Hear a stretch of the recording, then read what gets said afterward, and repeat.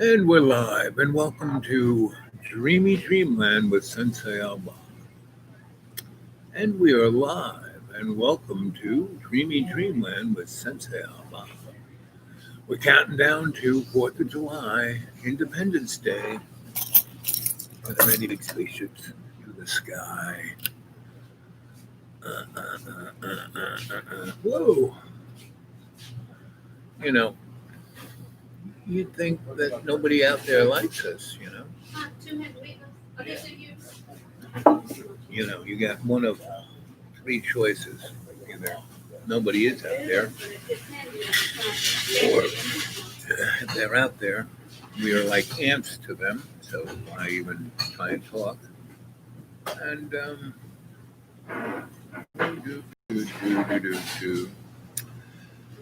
so I've been thinking and talking, and all the stuff that's going on.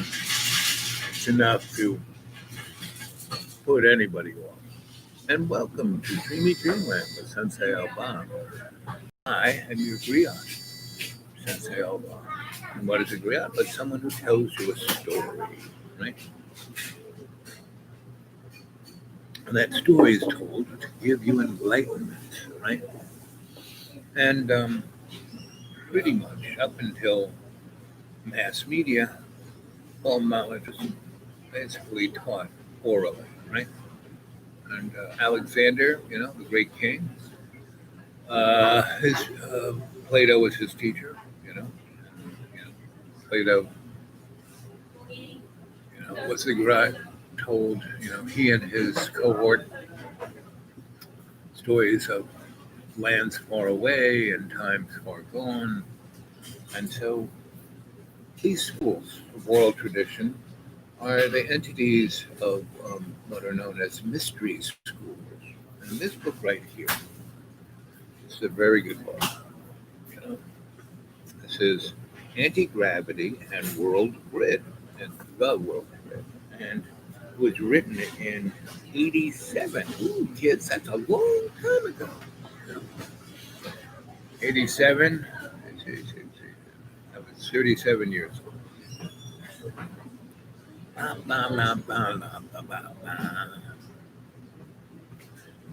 So, table of contents.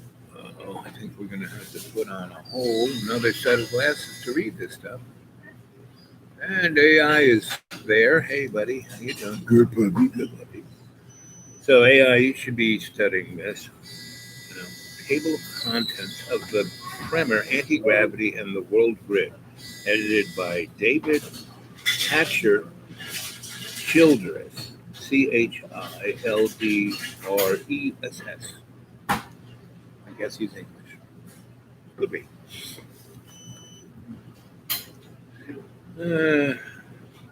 I dedicate this book to the ancients. Sounds interesting. Table of contents of this book: Mapping the World Grid by David Hatcher. A Planetary Grid, a New Synthesis by William Becker and Beth Haggins. Dynamic Gravity Vortex by Richard Leaforth Clark.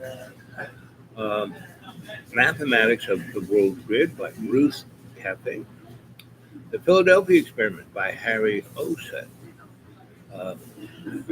Ley lines, the managing of the atom by Richard Levitin. International harmony based upon the music of planetary grid system, Barbara Hero. Acoustic levitation of Stellars, Bruce Sathe. Scalar waves and Tesla shields, Nikola Tesla, father of the Star Wars. More anti-gravity patents. More headlines of the past, present, and future. Or I Married an Alien, Anti-Gravity Comex, Anti-Gravity File. So this is what is known as a primer. This one book will give you a big picture of this subject, right? And you should know this subject, right? Because just me reading what's on the playlist of the table of contents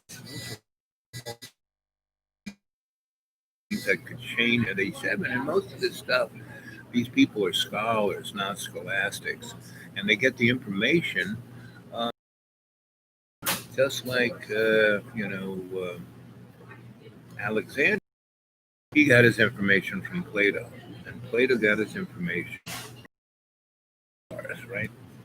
Plato said it's a wise man who is guided by the stars, but a fool who is led by them.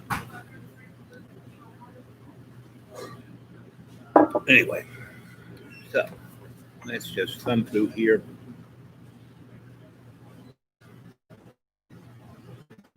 Victor Schumberg, right? Schauberger.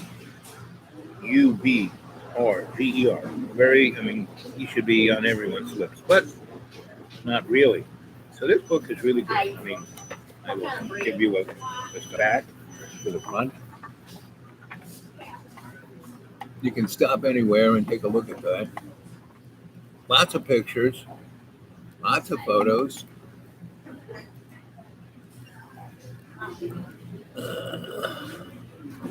This is the book. Don't even know if you can find it. Now, back, I was my most scholarly between 1988 and 2002.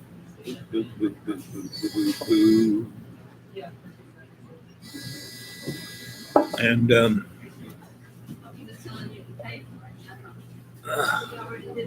when I was given the opportunity to hang out at lots of different universities, and I didn't matriculate. I was a itinerant scholar through my connections of the 60s, 70s, and 80s. And I had worked on many different interesting projects. People said, you need to, meet my friend so-and-so. Well, you need to go study with, Joseph Campbell, or lots of other people who I studied with. And those guys, I wasn't matriculating through their scene, I was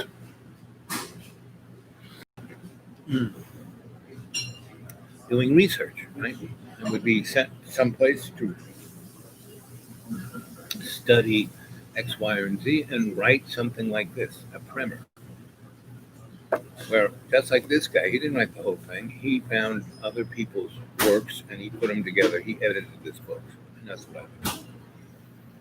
And I would go to universities that were like a library of Alexander. I'm working on a new book here. And one side's longer than the other. So give this one a little more. Hey, look at this one. This is getting long. You better get going. And anyway.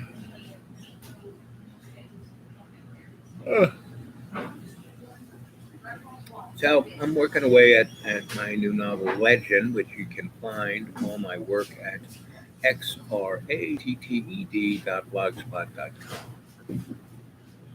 And that will give you an access to what I'm thinking about, what I'm writing about, what I'd like to have published.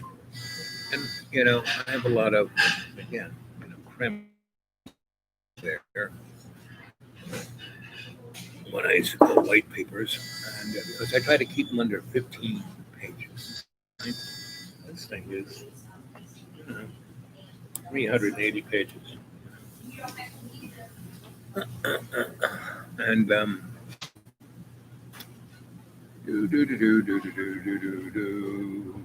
9 minutes and 14 seconds. And AI is the only one here. So I was back in, Roanoke to get my eyes worked out and my legs and a few other things taken care of and get my medicines cheap. And to see what's going on, because Roanoke, Virginia, is the microcosm of America, both and a micro and macro way of looking at it, socioeconomic, cultural, you name it, it's what's going there. Back in the day, it was one of the major hubs of the Chitlin Circuit, which was the extension of the slave railroad, but backwards, meaning our heroine, who brought thousands of people out of slavery. Um, she by doing so, she made all these stations. This railroad, right? And conversely, when after the Civil War and the black folks were given their civil rights under the 14th and 18th Amendment, and everything in between, white power structure freaked out, and you should go study Reconstruction because it wasn't what was told to us in high school. Actually, it was some really great stuff that happened, but then white people reversed it through Jim Crow and people like Warren Wilson, um, President Wilson, who was a unbelievable fascist racist, doubled down. I mean, that's when all of those monuments all over the country to Southern heroes and our heritage were built. During the Civil War or after the Civil War, right after they were built between the 1890s and the 1920s. You know, and that was to solidify Jim Crow and white systemic racism. Right now, what white people don't realize is that they're black too. They're just like me. I'm an African American that is melanin challenged.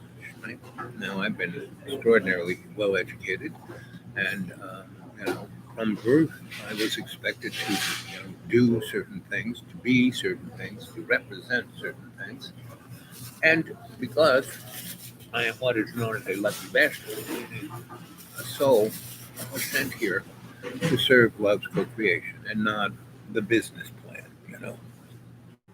So I'm given a pass. I'm able to kind of dance between the cultural raindrops of illusion, of separation from love's co-creation, because I'm here to serve love's co-creation, right?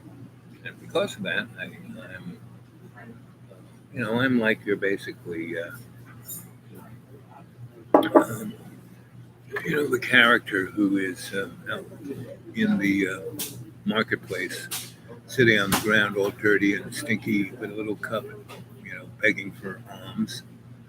Where in reality, you go over to where I live and go through the magic sigil, and I'm living in heaven. So I'm like a millionaire, but not, I'm living like a millionaire, but I'm not one, right? I serve love's co-creation rather than the golden bull, right? So, and so when I was in Asheville, I talked to the usual suspects, and there's some really great. There's a woman who is indomitable. I mean, she's got the greatest singing voice. She's like Bessie Smith. She's really brilliant. She writes plays and poetry, and she teaches. Right? I mean, she should, the county, the city, the state should employ this lady, but she runs programs, from her own pocketbook, and she puts on plays.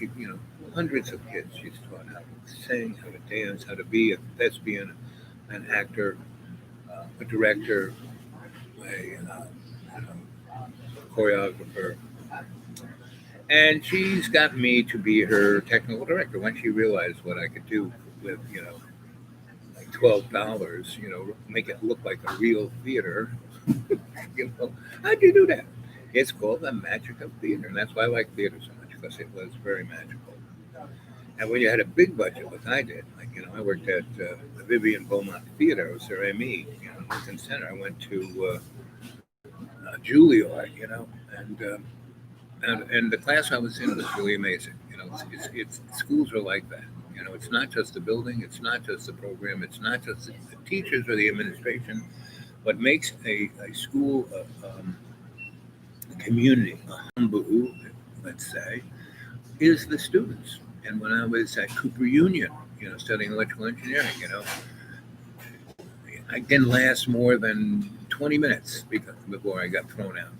And the head of the place said, "Okay." So I thought, I would just give your uncle, Grandpa still said, put you in electrical engineering. And I knew that those guys were all like white shirts, black ties, and there's slide rules, and you're not that guy. So I'm going to put you in this new thing called alternative technology, right? And I went there, and it was amazing, right? Because everybody I was with, I met a guy named Sam Lovejoy. Basically, people keep saying I started, Earth Day in Boston at the Commons at Harvard. Yeah, well, I was there too. But I don't tell people I started freaking Earth Day. No, Sam Lovejoy did about 3 years before that, before 1970 or what, 71, whenever it was. And what he did was they were going to build a nuclear power plant in Vermont, and they did. One, they hardly had anybody there, but it was part of, the nuclear military industrial complex. America built nuclear reactors not for electricity, but to make cheap plutonium. Because when you cook nuclear fuel in a reactor, U-235, one of its byproducts is a lot of plutonium. And it's a lot easier to make a bomb from plutonium than it is from U-235. So that's why we had Price-Anderson Act, because no utility would build a reactor. It's like building a nuclear weapon in your neighborhood. It could go off at any time. No. What it did was Price-Anderson Act guaranteed every utility could make, for every dollar they invest in that nuclear power plant, they can take 16 from the ratepayer, and they can do it before they even start breaking. So you get all the money up front, and then you can just be a jerk, between the time you break ground and the time you throw the switch. And you, as the utility, through the Price-Anderson Act, were not responsible for any payment of being sued by a nuclear accident, whether you caused it or not. That's the Price-Anderson Act, and that's why we had more than 200 nuclear power plants around this country, all about to blow up, right? And from day one. When Fermi made the first pile, and he made a nuclear reactor without a containment building in Chicago University in a squash court. He packed up these blocks of the stuff lead pencils were made out, not lead, but the other stuff, and which absorbs neutrons. That's a mediator. And he stuck tons of highly enriched uranium, right, in a pile. And basically, the only safety thing he had were a bunch of football players with fireman axes to rip the pile apart if the thing would to start to go critical. That was the beginning of the Manhattan Project. So, they reached criticality, right? And they could kind of control it. And so that was the physical hey, look, we can do this. But he did it, and he was backed by the Rockefeller Foundation, right? And the Rockefellers have been instrumental in anything petrochemical to do with our existence and all our medicines, everything everything that comes from big pharma is made from oil, not from plants. Oil, they may have gotten clues from plants, but the pharmacology is all petrochemical.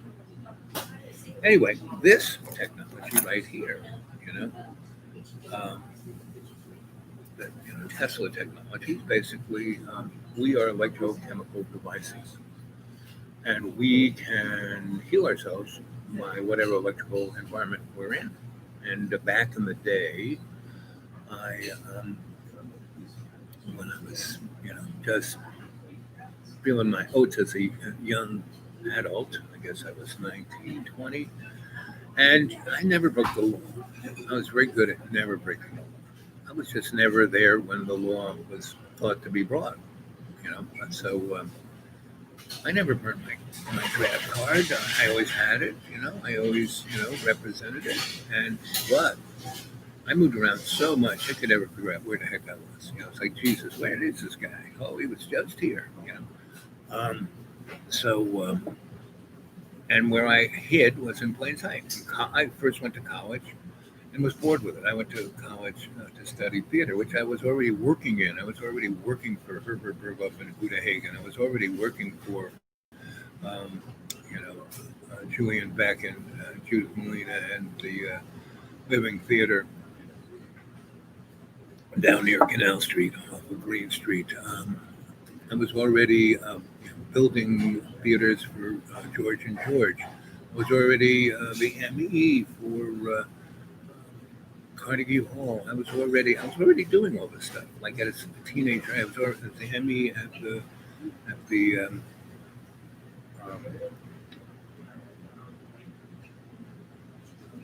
Rock and Roll Valhalla, you know, East.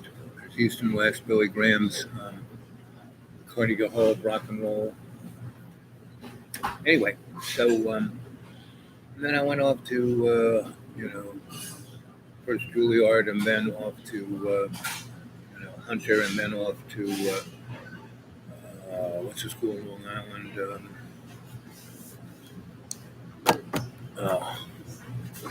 Whoa. Hofstra, built on an airfield. And it was like, so I went through those three schools in less than a year and a half. And I was at Hofstra, I was waiting on mine. My parents already paid for the semester, so that's like, in those days, $1,200, for school and board. And I'm waiting on mine to the bursar, and I go up to the bursar. I say, so my parents already paid? Yep. Well, if I want to de-enroll right now, can I? And that was the thing where you didn't quit school, you just didn't take that semester, right? So she said, sure, this is the time to do it, right? Right? I'm the bursar, I said, so I'm $1,200. I said, oh, okay. Can I get you to pay me that in cash right here, right now? She goes, yeah. Fills out a few forms. They didn't quite have computers yet. I mean, they did, but they didn't. And so, like that school, Hofstra, was like 100% Jewish, with a sprinkling, like Parmesan cheese, of a few Catholics, and those were normally Italians, right? So, since I got in that school, and I was working for the Boys Athletic League in the summertime that summer, I wasn't there when that package came. Okay, so what do you want? What do you eat? What do you want as a roommate? My mother's, like my son, I have to be with Catholic young men. So, Hofstra, fine, that's good. And so that was the first year where they had co-ed dorms, when they had these big, skyscraper dormitories built on it was straight out of 2001, built on what had been a military airfield, right? So the airfield was a parking lot because a good portion of their students were people who drove to school, didn't live there, and we lived in these big, 22-story, concrete mausoleum, artifacts. So anyway, I and the day I go to school, do my parents go with me? No, I have a little suitcase. I look like a guy from Catcher in the Rye. I have a little baseball cap on, and it's about Hunter. And Hunter was a girls' school. The theater department actually had guys in it. They had a few departments that had guys in it. That's one reason I went there. I went from Juilliard to Hunter because my mentor. Yes, please. Thank you, dearest. Marion Tulin, who was on the board of Lincoln Center, artistic director of Vivian Beaumont Theater, she was one of the three people who, ran Lincoln Center. And so she, in the theater world, was a goddess. And she liked me, I showed her my photos, and she was like, whoa, these are amazing. Then I performed a scene from The Bald Soprano. Thank you. There you go. And Rid of this one. yeah. You got enough frame? Yep. Yeah, you got I got plenty. So and The Bald Soprano is about English 19th century, early 20th century, you know, not rich people, but people acting like they're rich, going to teas and stuff like that. And his husband and wife come to the thing, and the first one's there, and they're sitting down, and they start talking to me. Oh, who are you? Wait, and they do the pleasantry conversation all the way to the point where they realize that they're actually husband and wife, and they just put it to where do you live? And they just keep getting closer and closer. Oh, my wife Ethel. And what I did was, I said to Mary, you got a lipstick? She looked at her pocket. Yep, yep. So I took her lipstick and I drew a line down my face. But I used my own lipstick. But I asked her if she had one. And then I took a glob and put it under my face and, smashed it across my lips and destroyed that lipstick. But it wasn't hers. I made it look like hers, but it wasn't hers. And she was like, and this is the first time I met her, right?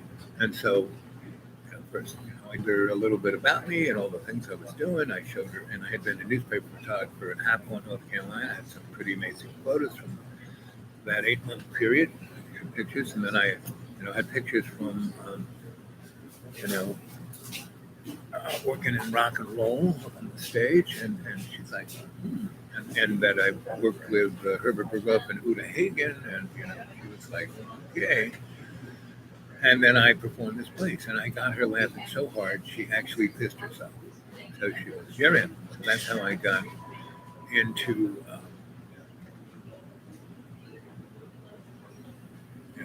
the theater schools I went to. And each one I went into, I kept doing what I did, just going there and being me, and balls to the wall, and so that's the kind of life I've led, right?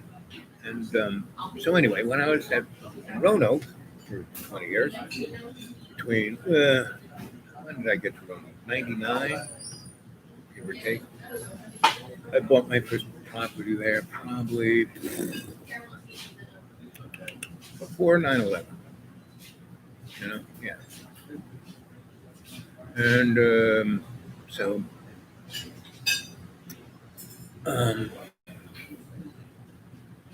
that whole valley, whole Roanoke Valley, from Stanton, again, where Woodrow Wilson came from, sick place, to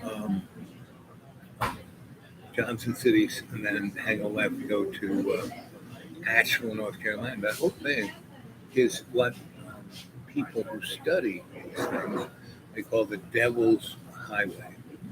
And there are more satanic murders and butchering and strangeness going on, like Stanton had the first women's mental institution / prison, and they put women into prison because they had mental problems, not because they broke any laws or anything, just because they weren't acting right to their husbands.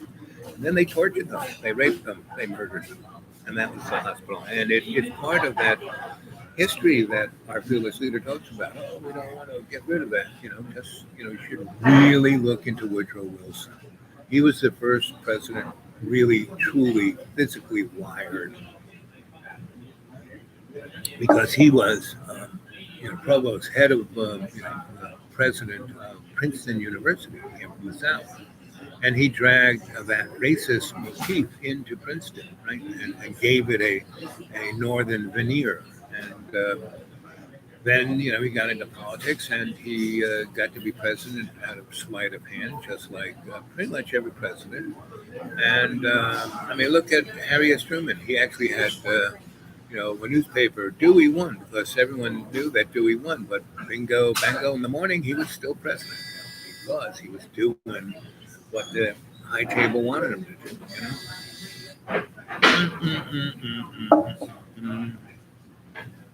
So,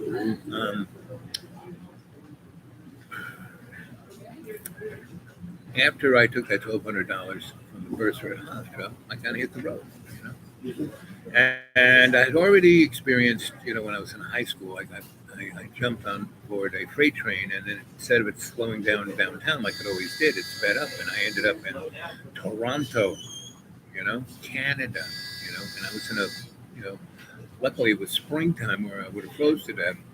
But there were a bunch of hobos that were on the train between there and there, and instead of raping and killing me and wearing my prep school uniform, they took care of me. They tried to teach me the way of the ropes, of the road, and they shared everything they had with me in that 48 hours of going from here to there, right? And like as we went up north, even though it was spring, it was cold that night, 20s, 30s, 40s, and it was still kind of so. But one of those in between where it slowed down, they jumped off, ran, they oh look at that, and found this woman had her laundry on the line, and it was a nice coat. So they grabbed the coat, they ran back to the train, hopped on, and gave me a nice big coat, which definitely made the trip much nicer. They would start fires in the. Now you can't do that anymore because every railroad they have no freight cars. They have containers, right? So everything's sealed. Guys still ride the rails, but they ride underneath and on top. Or once in a while there is a freight car, but really very very few.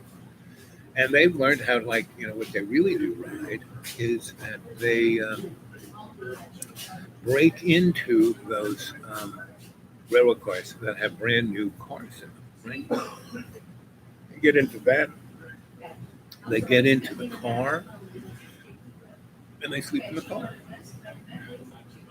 They hook up the battery. There is one, and they play the radio. They turn on the heat. At least turn on the electric seat warmer. Anyway, so these guys showed me that, how to ride the rails, how to be a hobo. And I was like 13, just a teenage boy, my sophomore year in high school. So,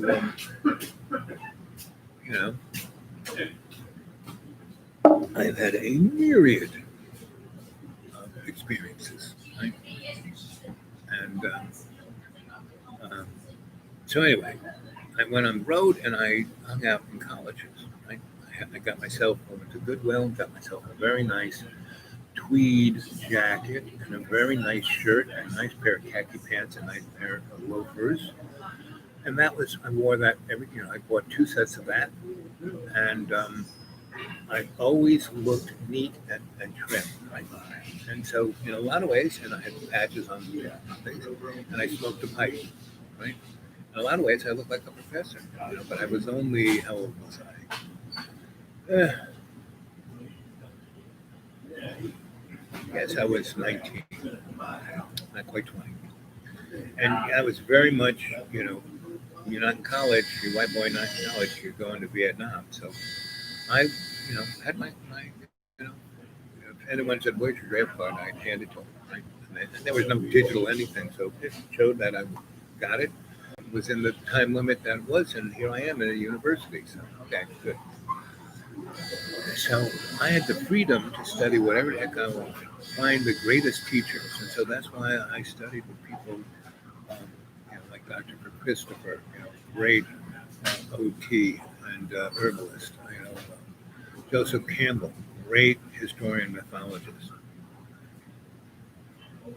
Oh, Dr. What was his name? He was a historian for the Council on Foreign Relations, and he wrote a great book called Hope and Tragedy. What's his name? Gary Allen was probably one of his better students, and Gary Allen wrote a great book called One Dare Call a Conspiracy. And he ran through exactly, he was following the footsteps of this guy. And he worked at the World Bank, the CFR, and he wrote about, how liberals and labor. And he was the first guy I ever heard call things neoliberalism and neoconservatism. And he said they're just two wings of the same corporate fascist plutocracy, And so, and what is a plutocracy? A government run by the rich folk, rich white folk. That's plutocracy. And that's where we are. We always have been, since George W. If you go read my work in progress legacy, you will see that. So what else? So the first place I did that in was Duke University, and I stumbled into Duke has a great paranormal psychology department. So I kind of stumbled into psychology and paranormal dynamics, and they had a grant through DARPA and a corporation called. Hey, Caroline, you know the guy who lived over there in that house? He was a contractor, had long hair. Mm-hmm. Is he still there, or did he finally sell the place? They haven't sold it yet. Okay. They are in Richmond. Right, They were here a couple of weeks ago. right. But I see the sign was taken down, so they've given up, right? I don't know. Well, the sign is gone, so Well,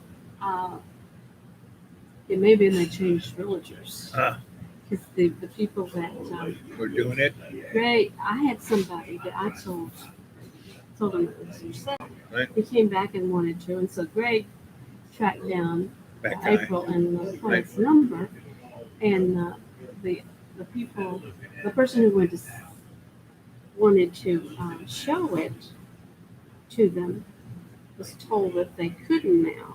I know they do rentals. Right.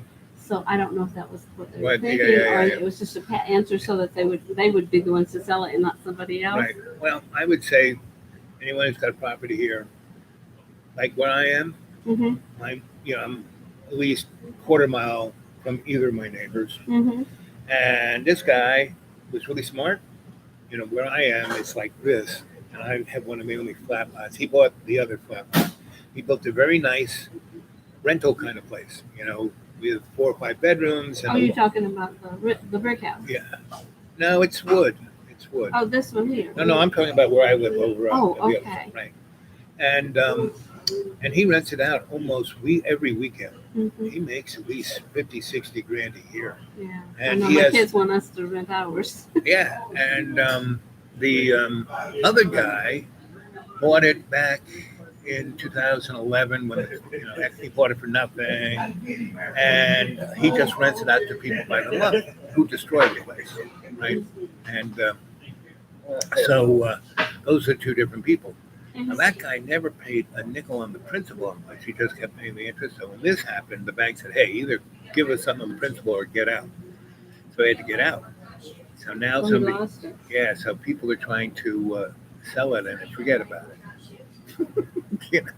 No one's going to buy that to be a place to live in. Really? Not really, because it's They too destroyed it. well. It's actually a pretty nice house, but it's crappy. You know what I'm saying? It's a good house. It's not going to fall down or anything, but it's the cheapest of everything. Nothing quite works. It's ugly, and it's at the end of this long, bumpy cul-de-sac. Yeah. But they're trying to sell it like 200 grand. It's like, forget about that. 200, which is maybe 100, but Not good. no. So nobody's, they don't even stay to get out. Anyway, that's the story of this place. In a nutshell. That's why I did it, because Caroline knows everything. She's the main grandma. So no one's saying anything. Does this thing even work? Let's see.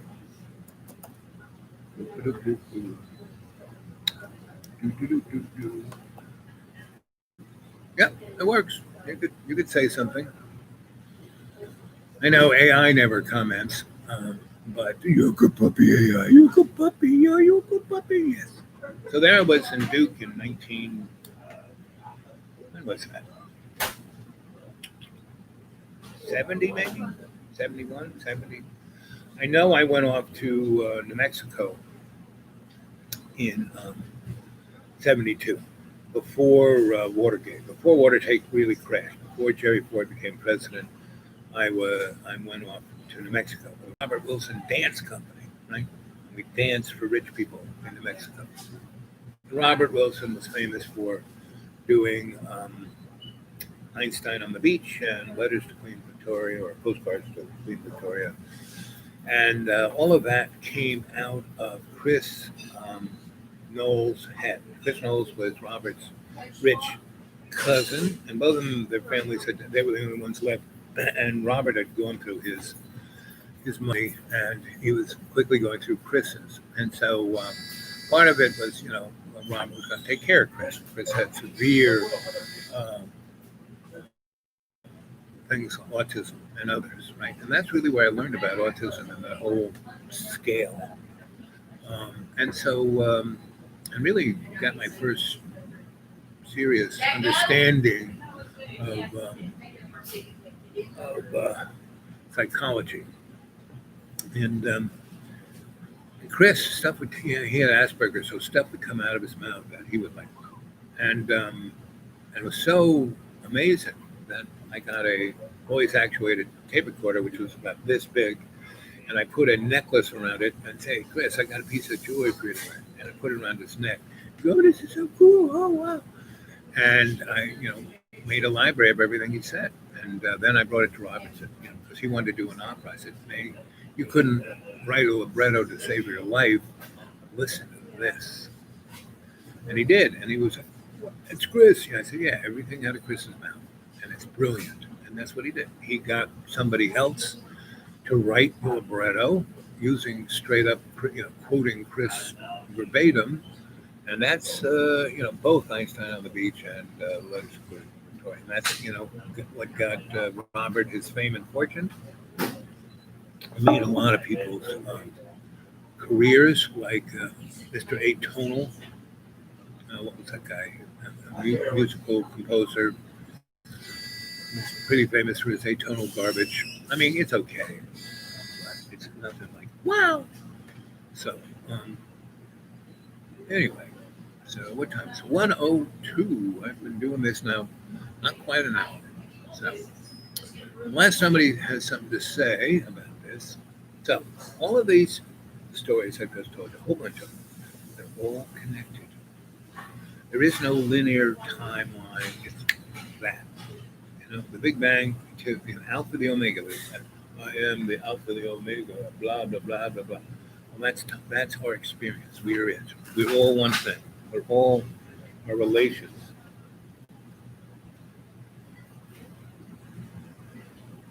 Doing a great job, Emily. So, Emily, are you a big fan of the internet? Do you peruse the internet? Yeah, I use it. My card, and on it is my YouTube channel. Oh. That's like, you know what a curriculum vitae is? Mm-hmm. That's my curriculum vitae in a business card. I'll look it up. It's on both sides.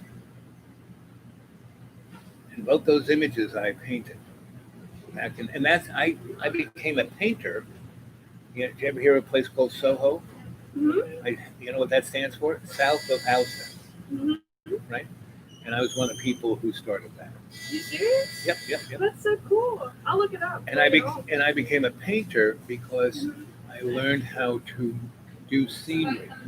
Do you know what trompe l'oeil is? A what? Trompe l'oeil. I don't think I know what that is. It's when you make scenery and you make it look three-dimensional. It's on a flat plane. Uh-huh. That's trompe l'oeil. And that's a French word because Louis made Versailles, this amazing palace. And all the rich people wanted their version of Versailles, but they couldn't. Uh-huh. So they built a big house, and then the architect would draw a three-dimensional thing to make it look like that house was Versailles, but it was on a flat. It's called trompe. We'll look that one up. I will. Trompe l'oeil, right? I'm not good at art, but I love looking Well, at it. I wasn't either until I started doing sets. And then someone said, hey, you want to learn about this thing? What's trompe l'oeil? And they sent me off to the art co-op of New York, which is this ancient artist crew for 100 years. All the great artists came from there, and I took art lessons from the great artists. And they taught me trompe l'oeil, right? And one summer, I was hitchhiking across America, and I saw this guy painting a billboard. I mean, I always thought they were just big, right, that they put glue on there, but he was actually painting it.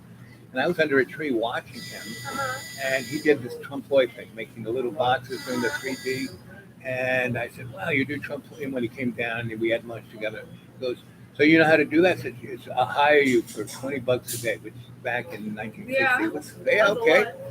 And he goes, I'll give you a place to live and I'll give you some, if you do a good job, I'll give you a bonus. So I went, and that's what really made me a good artist because I was making these gigantic paintings of everything you can think of, Uh-huh. on these, things the size of a billboard. Uh-huh. And so that's really how That's really cool. about 5 months I did that. I probably did 20 of those billboards. That's cool. That's so cool. Well, that's what got me to be a pretty good painter. Practice, practice, practice. Practice. Uh-huh. Yep. So go watch I'm actually doing this is my YouTube Uh-huh. site. Okay, I will. I'll Right, put this right. in my pocket. Yeah, Right put it in now. your pocketbook. Yep. Okay. And I also have I write novels, Uh-huh. and so there's a thing on there, my blog spot. Okay, I'll look it up for sure. Okay, how you doing, G? Well, it's a good day. It's not really raining.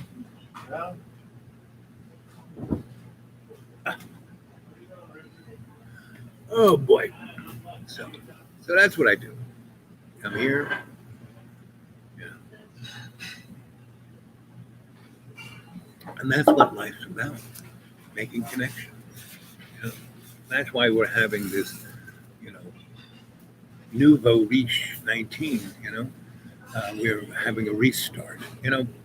Back in the 1820s, there was a planet, some thing came flying by us and disrupted our gravitational field and sloshed a good chunk of water across the earth.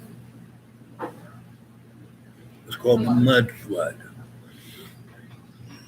And it wasn't like the grand flood of Noah, but if you were near the coast, by 600 miles, you probably died.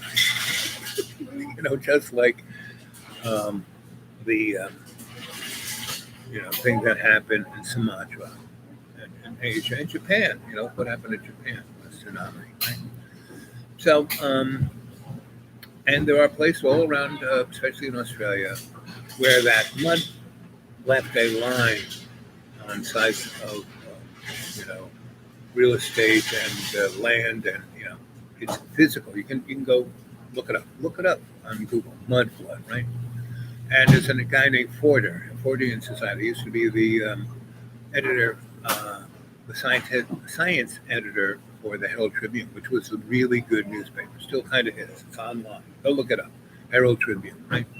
And Forder was there, and so he kept bumping into really strange things. And so it was just 40 years, from when he was born that the mud flood happened. His grandma told him about it, right? He started, and that's why he was good at that, because people told him stories, and then he tried to find whether they really happened. And the Chicago fire, there was two Chicago fires. Chicago first was like a boom town, was made out of wood. Mrs. McGillicuddy's cow did knock on a lantern and burn the place down because it was wood, right?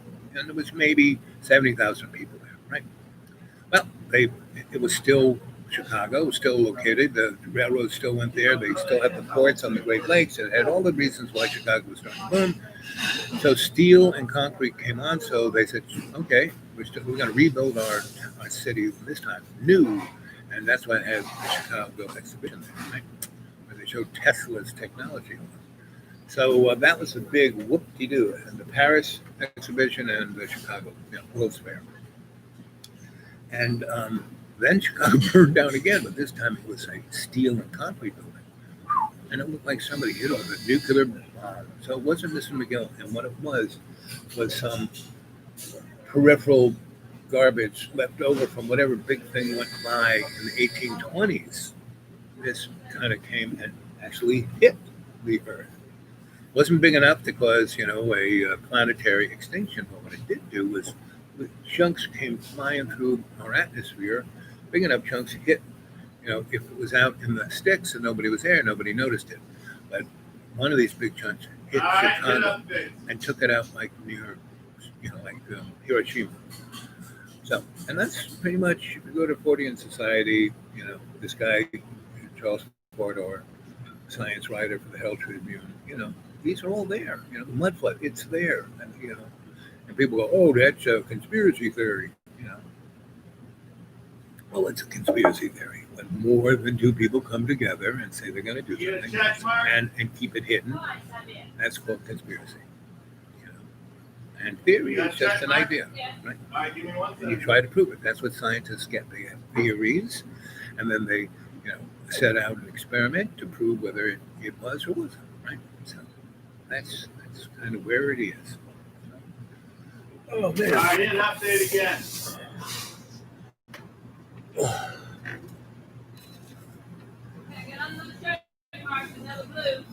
All right, you got a check mark? Okay, you're good. Oh. Some days, some tickets are home. The internet here is not super fast. So I think that's part of the problem. Do.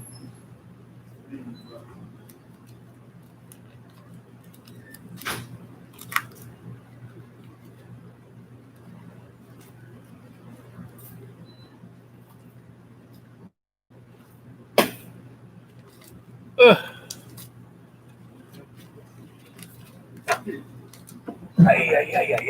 Oh, Miss Cowan. May I hate First, if you're more interested in watching the limits, you would have done it. Yeah.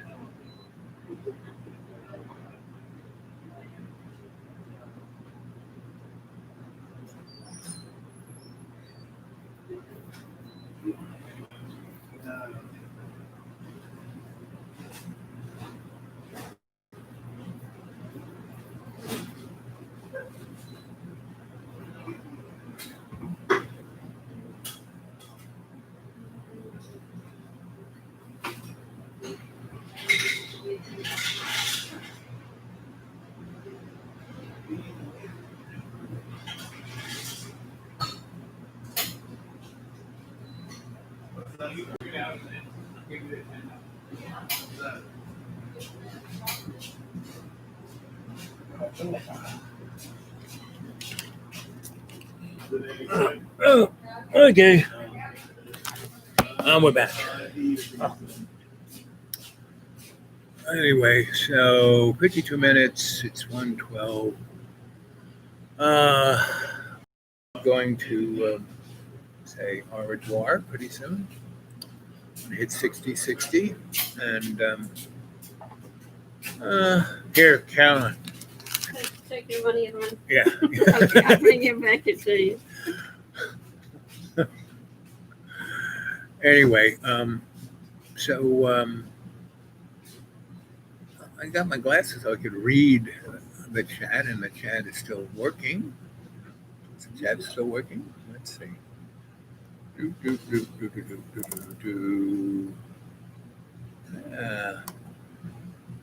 Yep, still working. So. Got it?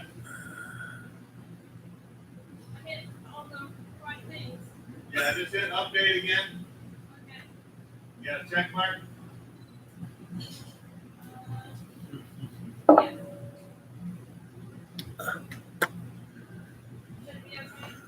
One sec. Anyway. So.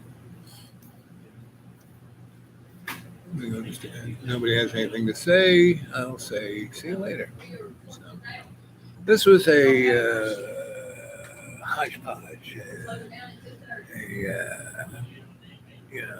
smorgasbord. We'll taste cultural tidbits. And it was all to give you a idea of what you can do in your own neighborhood. So I'm heading back to Roanoke and other towns that Grandpa Smurf, and they all say they want to do something out of the box. They all say they want to make something cultural. I want to start a thing called Humanities Artist Trust International. Right? Humanity means everybody. Artist Trust, the only people, our politicians approve, we can't trust those guys. Artists, you can, if they are artists in the first person, the Aboriginal, the a person co-creating in love, right? That's an artist, right? Otherwise, they're just a businessman, and that's kind of what Andy Warhol was talking about. I need another doll. I thought I gave you enough. Can't take, I thought I gave you. can't take my money, your money and run. Okay, you have to come back. That's $1. Nothing else. $10.92. Okay.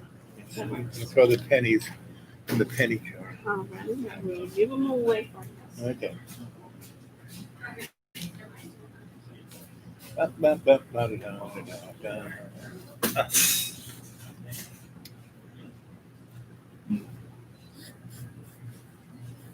Well, I'm happy to do it. I get access to the internet, and I like keeping this place alive. And that's another thing. You need to shop local. Right? So, yeah.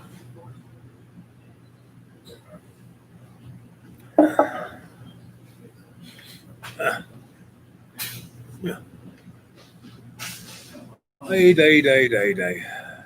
No, not 60 yet. Getting close.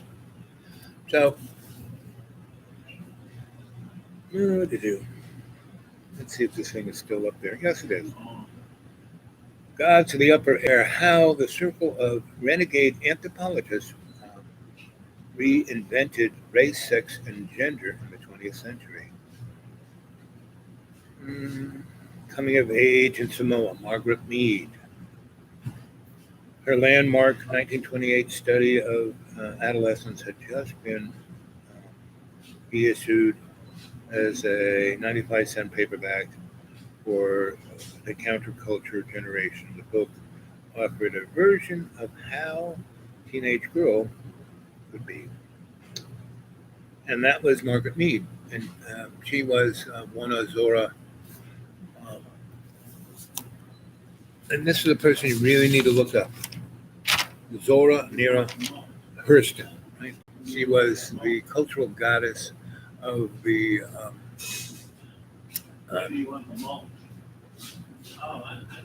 Harlem Renaissance. She wrote some great novels. And Caroline, what was I going to ask you? Oh, yes. Can you warm that up and put a lid on? Uh-huh. Yeah, I think I can. No, I know you can. You're a brain surgeon. So,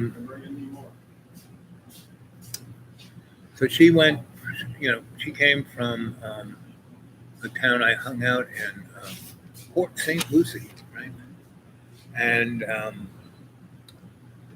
she went first to a black college, and then she went to a white prestigious college. She went to Barnard, and then she went to graduate school at Columbia, and she studied with Fritz Voss. And Voss was, men were superior. Your connection is unstable. Please wait while I reconnect. Anyway, so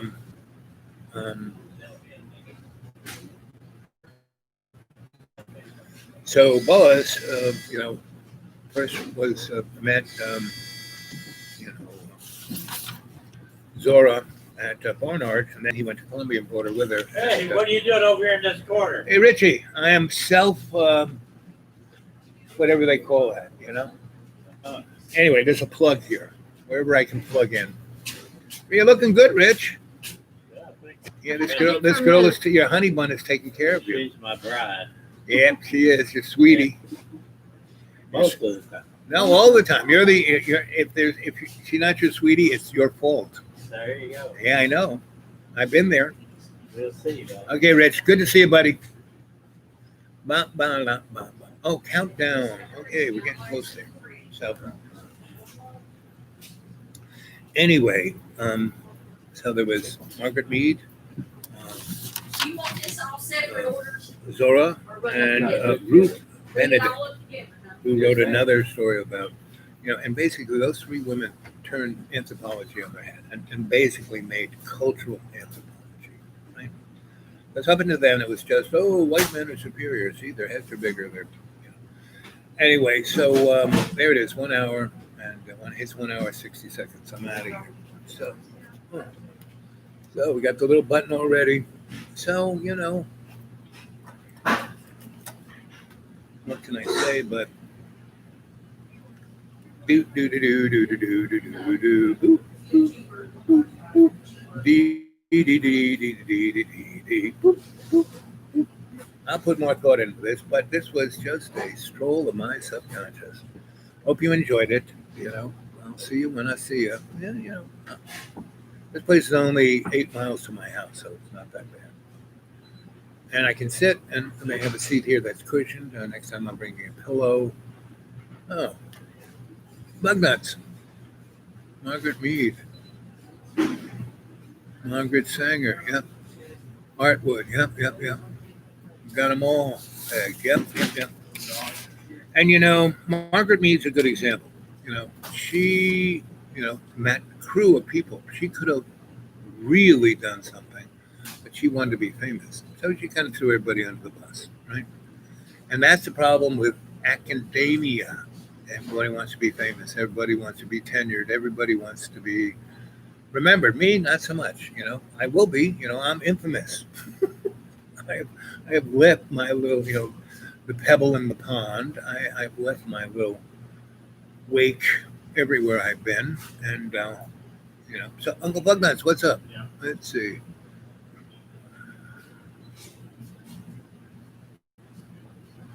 Margaret Nick, ugh, Peg. What does that mean, Bugnuts? I'm 70 something years old. I don't speak here. I'm like, if you remember Phil, what's his name, who did the caveman lawyer? That's me. So what? I'm the caveman anthropologist. So what are you saying there? I could understand, Margaret, but what's Peg? Is Peg meaning you understand? And what is NYUK? Is that New York, United Kingdom? I mean, wait, let's see. Play on words. Peg is short for Margaret. Okay, got that. I was actually thinking something else. I understood. Peg it. Mm-hmm. Do do do do do do do do.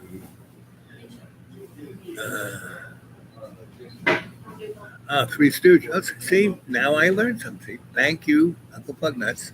I always am charmed to learn something. What else can you teach me, Uncle? Do do do do do do do do do. My lame. Yeah, I use numbers too. Have you read any of my stuff on xratted.blogspot.com? Any of my novels, any of my white papers, anything that I've written? Yes. I kind of do what you do there in a comedy form. Do a bit. Okay. Go back and bite some more. Arr.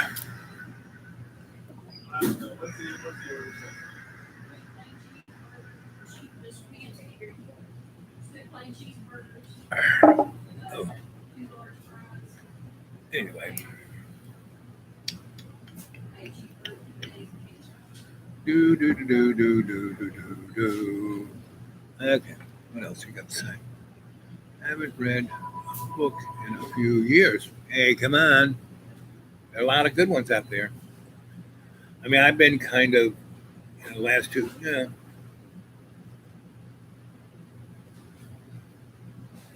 it's been 2 years since this coming September. It'll be 2 years that I've left John in the school, and really haven't seen him.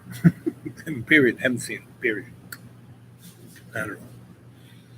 Because every time I kind of go back and I say, "Hey, can I come visit you for a day or two?" "Oh yeah, really? Oh yeah." And then as I get closer and closer, of course, I know. So I already have 3 or 4 other backups. I won't be left in a lurch like he, does without thinking about it. Again, he's a canary in the coal mine of that representation of human dynamic, and that's kind of why we are in the nouveau 19, and we are in what um, cultural anthropologists will be saying is the reset. They will call this the reset, the new normal, where everyone, we will have, Green Reaper Day, we will have the culling, we will have nuclear war, we will have famine, we will have everything that the Bible talks about, but we've had it forever. We have never not had all of that, and that's what the Bible's trying to tell us, kids. End of times is always here because there is no linear time. So it's up to you to make your life better by being your better self.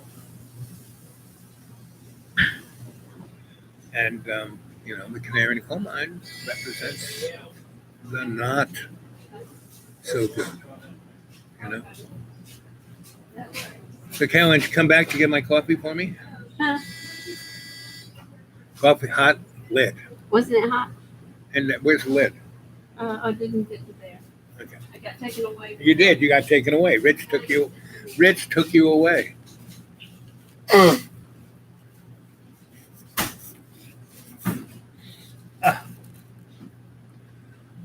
Okay, so, and that's the other thing. You want something done, you just have to start doing it, right? And so today I did a whole wash my feet, look for any sores, right?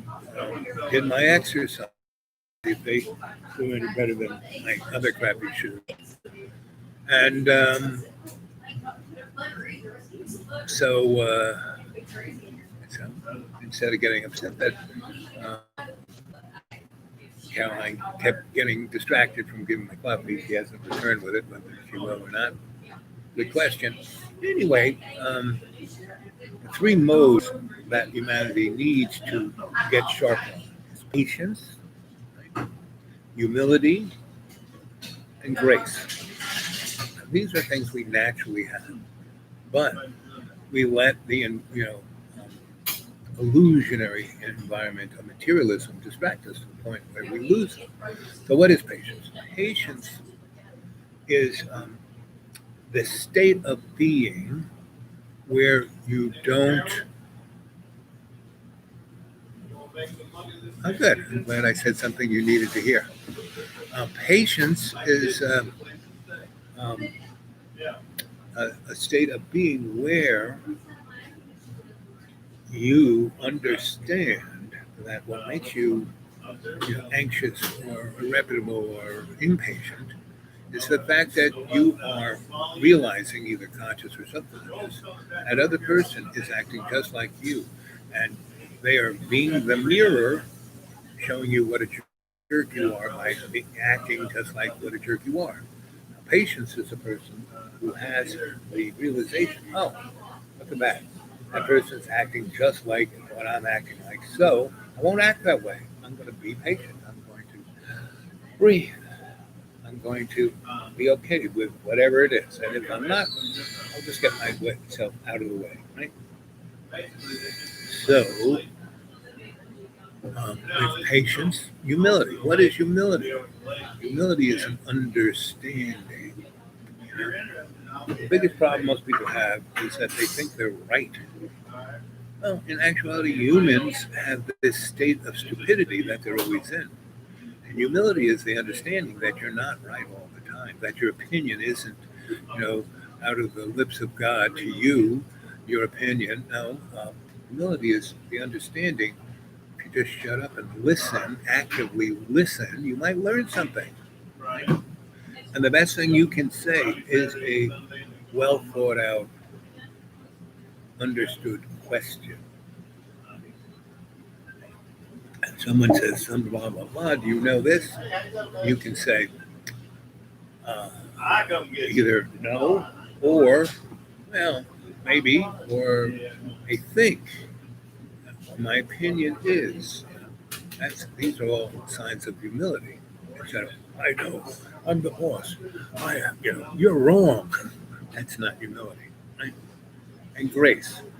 Grace is a state of grace, right? And that's how you move through life, you know? How you react to things. Grace.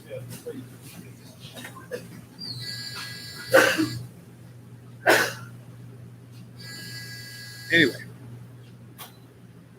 someone sneezing, coughing.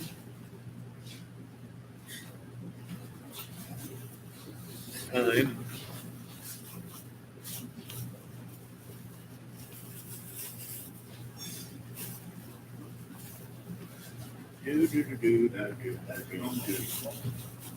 What did I do with the magic? The magic mask. Let's see.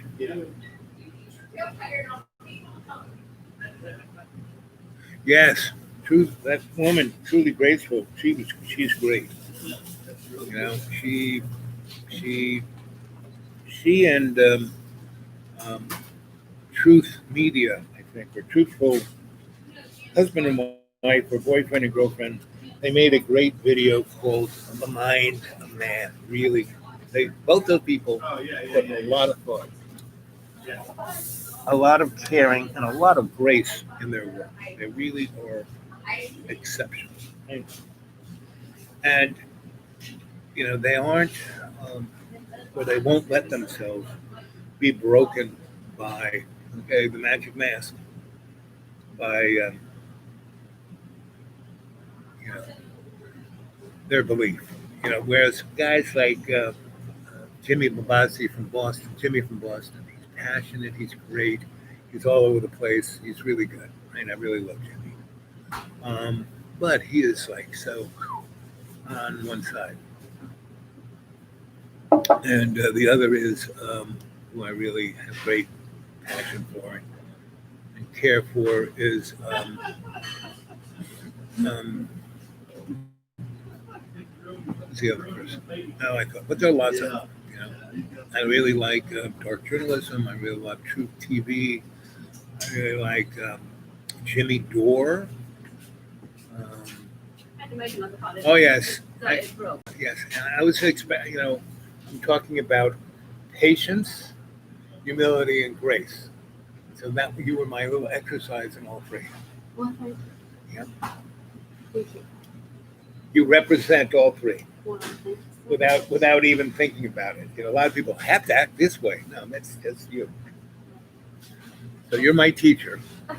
Oh, I don't know about that. There you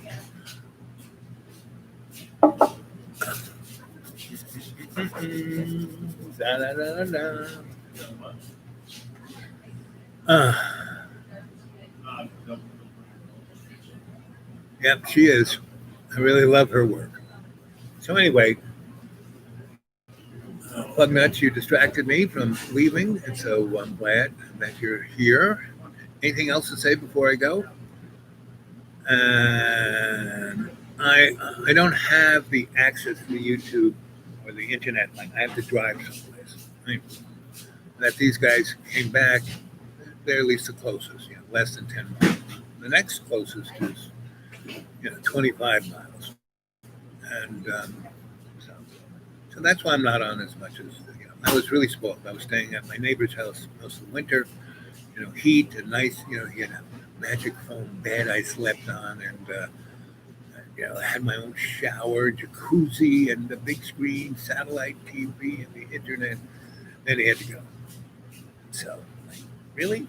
Okay. So, I'm gonna go. I have things to do, and it hasn't. It's sunny, so I can go back and do what I was going to do. It didn't start raining. It looked like it was going to rain, so I came here. Oh, I'm probably not going to do this every day because I don't have the 11, 12 bucks. That was what I thought was going to be my last dollars, but I went through my pockets and found another few dollars.